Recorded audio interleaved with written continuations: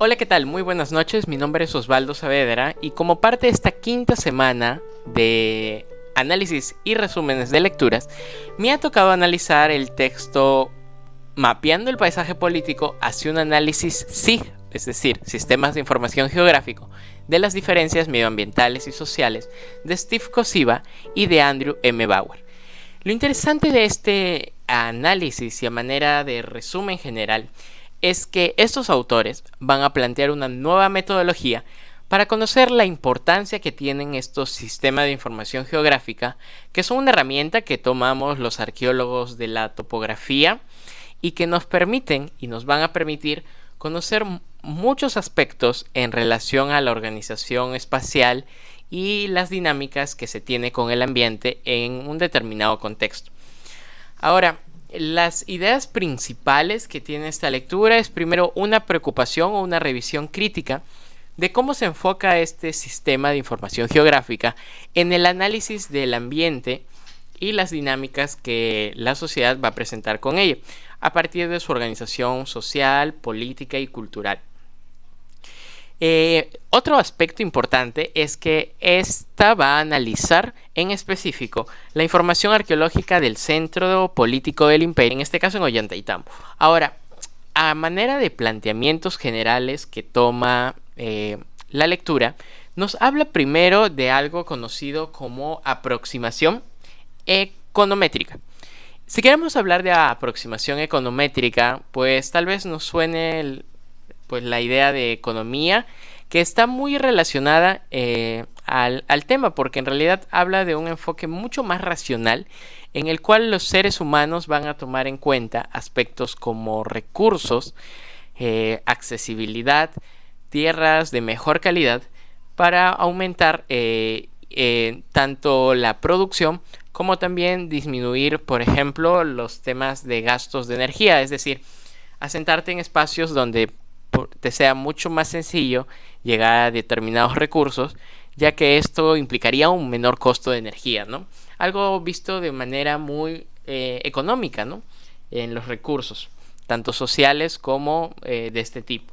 La siguiente es una aproximación interpretativa, que se centra mucho más en el tema del paisaje, con significados codificados alrededor.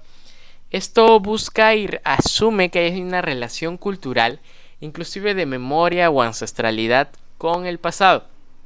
Ambas perspectivas son interesantes, pero de alguna forma carecen una de la otra, de una línea base de cómo enfocar el estudio, y muchas de ellas predisponen el análisis que se tenga de un determinado espacio a esta forma en particular. Es decir, si uno quiere analizar un aspecto de la sociedad desde una aproximación econométrica, pues buscará aquellos criterios que sean econométricos y que quizás no responden a lo que realmente está sucediendo. Otra idea importante es que esta lectura se centra en el contexto del paisaje político, que es cómo se está configurando el espacio en el caso imperial a través de una organización que viene desde una jerarquía superior y que va a organizar a estas sociedades a partir de lo que desea aprovecharse. En el presente estudio se van a emplear los SIGs para examinar de qué modo los diferentes tipos de espacio y las formas arquitectónicas van a crear límites, tanto límites materiales como límites sociales. A nivel de investigación, esta investigación toma como base aquella recolectada entre los años 2005 y 2009, que incluyeron una prospección de más de 200 kilómetros de área, un mapeo, recolección de superficie y excavaciones en sitios arqueológicos, como por ejemplo Huata. Ahora, se va a analizar a nivel arquitectónico diferentes tipos residenciales incas y las formas arquitectónicas que originaron diferentes prácticas sociales dentro de esta área en Ollantaytambo. El interés central es saber cómo estos edificios creaban por sí mismos estos límites materiales y sociales. Va a haber dos tipos de estudio, los estudios macro y los estudios micro. Los estudios macro se centran en el reconocimiento espacial de un contexto mucho más grande. Para este caso se han reconocido 187 sitios inca identificados, 39 con evidencia de arquitectura residencial. Las estructuras de rango 1 son aquellas menos elaboradas y que no van a presentar ningún tipo de ornamentación más allá de la estructura propia del recinto. Las estructuras de rango 2 son un poco más grandes y exhiben de 2 a más tipos de ornamentación, mientras que las del rango 3 son más elaboradas y tienen piedra labrada. ¿Qué pasó con la muestra? La muestra es algo importante, ya que si estamos mapeando un espacio, quizás nos preguntemos de qué forma se está recopilando la información. Y para este caso se encuentra integrada por 127 estructuras de 3 a 5 construcciones seleccionadas por cada sitio. Y es una muestra aleatoria estratificada, es decir, toma los diferentes niveles en donde están asentados estos sitios. ¿Cuál fue la primera tarea? La primera tarea fue evaluar las relaciones entre categorías arquitectónicas y su ubicación cerca de tierras de maíz. Bien, para reconocer esto se utilizaron la teledetección Aster de Hem, que es una técnica de teledetección que permite reconocer la capacidad productiva de la tierra. También, por supuesto, se hizo la consulta a agricultores de la zona, un mapeo de la zona, unas observaciones de campo, y paralelamente a esto tenemos los sistemas de información geográfica que nos permite conocer estos aspectos. Bueno, a nivel teórico uno creería que aquellos recintos menos elaborados serían aquellos que poseerían de alguna forma la mayor cercanía con estas tierras agrícolas, ya que se necesitaría de alguna forma mano de obra para poder trabajarlas. Sin embargo, son los recintos R2 y R3 los que están más cerca de las tierras de cultivo. Ahora, es interesante estos aspectos porque cuando uno piensa en el imperio y piensa de alguna forma cómo es que el imperio organiza diferentes transacciones o aspectos de control, se dará cuenta de que existe la generosidad estatal y la autoridad de la élite reafirmada a través de algo conocido como festines o banquetes, que serán evidentes en el registro arqueológico por la presencia de vasijas polícromas en los espacios abiertos. Ahora, esta relación entre estos espacios y este tipo de material encontrado quizás sea más evidente en los recintos 2 y 3, mucho más elaborados que el R1. Sin embargo, estos se presentaban con bastante similitud. Quizás las diferencias estaban marcadas en la escala y en la frecuencia en las que se están produciendo. Otro análisis importante es el de las cuencas visuales globales, que no siempre nos responde que las más elaboradas tienen que ser aquellas que tengan mayor visión. Y es que este análisis de cuencas visuales es un análisis que permite reconocer la visibilidad que tienen ciertos espacios. Uno consideraría que los recintos 2 y 3 tendrían mayor visibilidad, ya que serían de mayor jerarquía que los R1.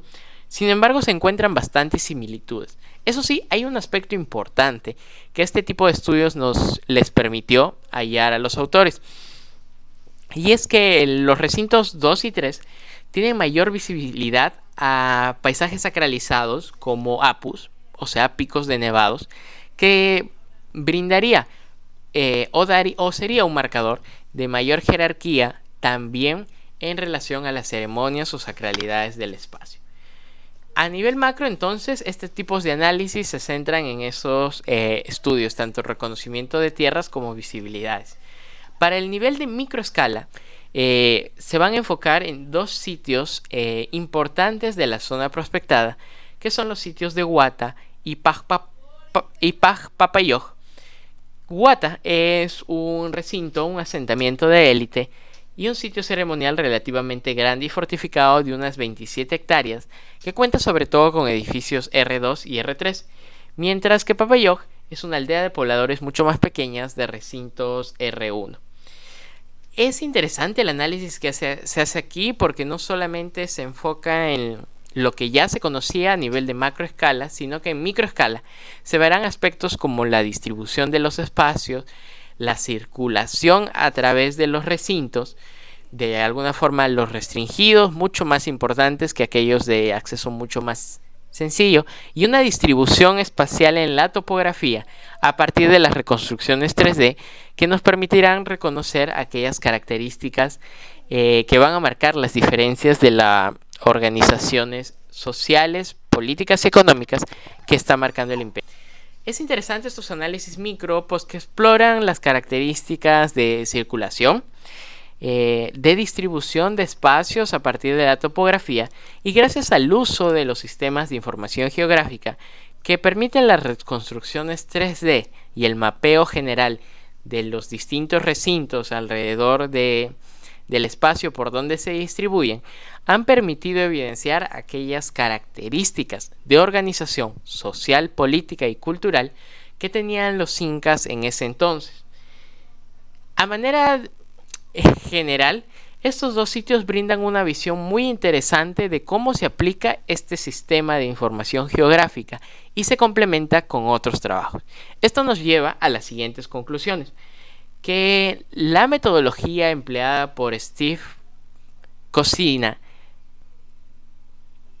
y Andrew M. Bauer permiten y complementan las perspectivas econométricas e interpretativas. Es una propuesta para una metodología para el uso de los sistemas de información geográfica y se marca una geografía de diferencias sociales y medioambientales discernibles. Así que a manera de preguntas quisiera consultarles qué limitaciones presentan la aproximación econométrica e interpretativa y qué análisis de macro y microescala posee la metodología presentada por Steve Kosiba y Andrew.